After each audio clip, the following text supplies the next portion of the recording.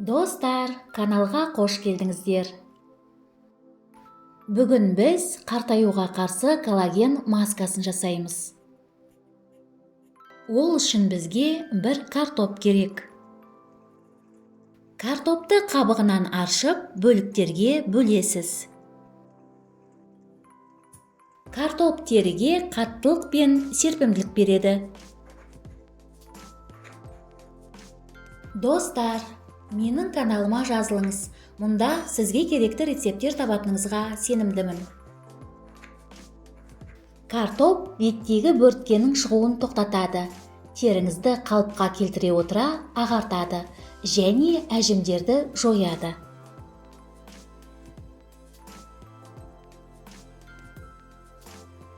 Бізге 3 ас қасық күріш керек. Күріш коллаген өндіруге байытылған линол қышқылының қайнар көзі. Ол теріде әжім түзілуін баяулатып, күннің кері әсерінен қорғайды.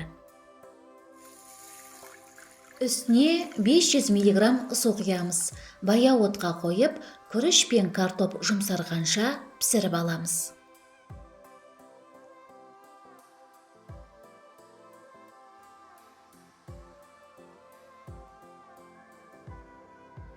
Дайын болған қоспаны суытамыз. Ыдысқа құйып, блендермен езіп аламыз.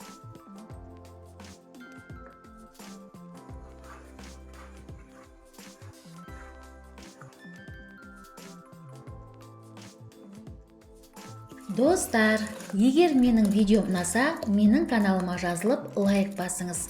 Достарыңызбен бөлісіңіз.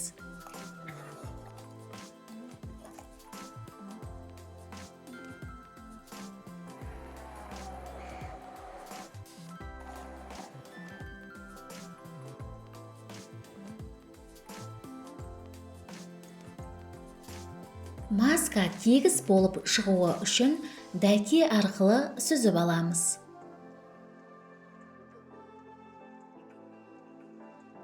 Бұл маска теріні керемет нәрлендіреді және оны жас жарқын етеді.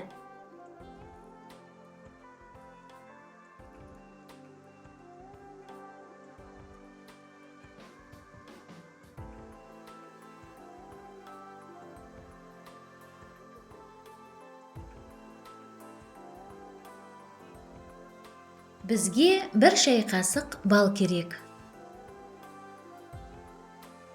Бал теріңізді өлі жасушалардан тазартады және әжімдердің пайда болуын азайтады.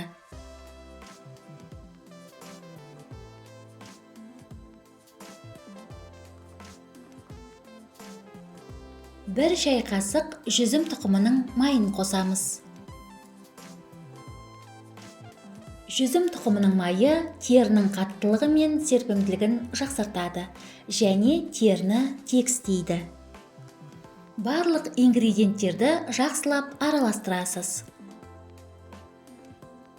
Дайын болған масканы шыны ыдысқа құйып, тоңазытқышта 5 күн бойы сақтай аласыз. Масканы тазартылған бетке жағып 20 минутқа қалдырасыз. Содан кейін жылы сумен жуасыз. Бұл масканы аптасына 2 рет қайталайсыз.